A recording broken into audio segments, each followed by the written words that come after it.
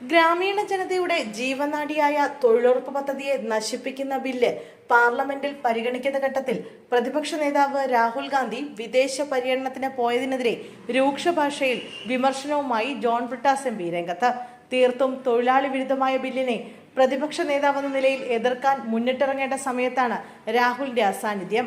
Bill Lok Sabha ബുധനാഴ്ച ചർച്ചയ്ക്കെടുത്തപ്പോൾ ജർമ്മനിയിൽ ആഡംബര വാഹന നിർമ്മാതാക്കളായ BMW ഫാക്ടറി സന്ദർശിക്കുകയായിരുന്നു രാഹുൽ. സുപ്രധാന ബില്ലുകൾ പരിഗണിക്കുന്നതിനാൽ 3 ദിവസം പാർലമെന്റിൽ നിർബന്ധമായും ഹാജരായിരിക്കണമെന്ന കോൺഗ്രസ് വിപ്പ് ലംഘിച്ചാണ് രാഹുലിന്റെ വിദേശയാത്ര. രാജ്യത്ത് ഒരു ഫുൾ ടൈം പ്രതിപക്ഷ നേതാവ് വേണം. ജനവിരുദ്ധ ബില്ല് പാർലമെന്റിൽ വരുമ്പോൾ പ്രതിപക്ഷ നേതാവ് എവിടെയായിരുന്നു? രാഹുൽ ഗാന്ധി എവിടെയെന്ന് ചോദിച്ചത് DMKയിലെ TR ബാലുവാണ്. ശൈത്യകാല സമ്മേളനത്തിന്റെ കലണ്ടർ നേരത്തെ അറിയാവുന്നതല്ലേ? കുടിലതന്ത്രങ്ങൾ BJP നടപ്പിലാക്കും എന്നറിയാവുന്നതല്ലേ? കോൺഗ്രസ് അംഗങ്ങൾക്കെതിരെ നേരത്തെയും പരാതി വന്നിട്ടുണ്ട്. രാജ്യത്ത് ഫുൾ ടൈം പ്രതിപക്ഷ നേതാവ് വേണം. ജനവിരുദ്ധ ബില്ല് പാർലമെന്റിൽ പരിഗണിക്കുമ്പോൾ രാഹുൽ ഗാന്ധി BMW ബൈക്ക് ഓടിക്കുകയായിരുന്നു. ഒരാഴ്ച കഴിഞ്ഞ് ബൈക്ക് ഓടിച്ചാൽ പോരെ? BMW കമ്പനി അവിടെ തന്നെ ഉണ്ടാകുമല്ലോ, പൂട്ടിപ്പോകില്ലല്ലോ എന്നും അദ്ദേഹം പരിഹസിച്ചു. നിർണായക സമ്മേളനത്തിനിടെ രാഹുൽ വിദേശത്തേക്ക് പറഞ്ഞതിൽ കോൺഗ്രസിനുള്ളിൽ പ്രതിഷേധമുണ്ട്.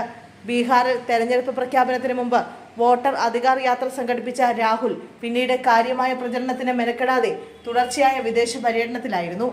6 മാസത്തിനിടെ 5 വട്ടമാണ് രാഹുൽ വിദേശത്തേക്ക് പോയത്.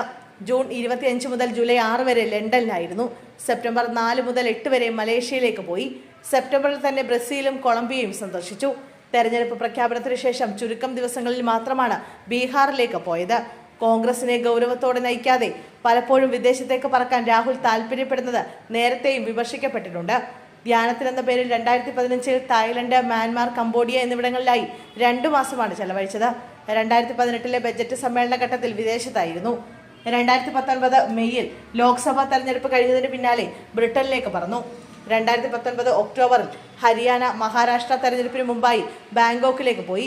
2019 ഡിസംബറിൽ ജാർഖണ്ഡ് തെരഞ്ഞെടുപ്പിന്റെ ഘട്ടത്തിൽ ദക്ഷിണ കൊറിയയിൽ ഉല്ലാസയാത്രയിലായിരുന്നു. ഈ ഘട്ടത്തിൽ രാജ്യവ്യാപകമായി സംഘടിപ്പിക്കപ്പെട്ട CAA വിരുദ്ധ പ്രക്ഷോഭങ്ങളിൽ രാഹുൽ പങ്കാളിയായില്ല. 2020 ഡിസംബറിൽ കോൺഗ്രസിന്റെ സ്ഥാപക ദിനാഘോഷ ചടങ്ങിൽ പങ്കെടുക്കാതെ ഇറ്റലിയിലേക്ക് പറന്നു. 2022 തുടക്കത്തിൽ പഞ്ചാബും ഗോവയും അടക്കം നിയമസഭാ തെരഞ്ഞെടുപ്പിലേക്ക് നീങ്ങിയ ഘട്ടത്തിലും രാഹുൽ പുതുവത്സരാഘോഷങ്ങൾക്കായി വിദേശത്തായിരുന്നു. 2023 മാർച്ചിലെ ബജറ്റ് സമ്മേളന ഘട്ടത്തിലും 2 ആഴ്ച വിദേശത്തായിരുന്നു. കഴിഞ്ഞ സെപ്റ്റംബറിൽ പഞ്ചാബും ഹിമാചലും ഉൾപ്പെടെ പല ഉത്തരേന്ത്യൻ സംസ്ഥാനങ്ങളിലും കനത്ത മഴ വലിയ നാശം വിതച്ചപ്പോൾ ആശ്വാസമായി എത്താതെ രാഹുൽ മലേഷ്യയിൽ ഉല്ലാസയാത്രയിലായിരുന്നു.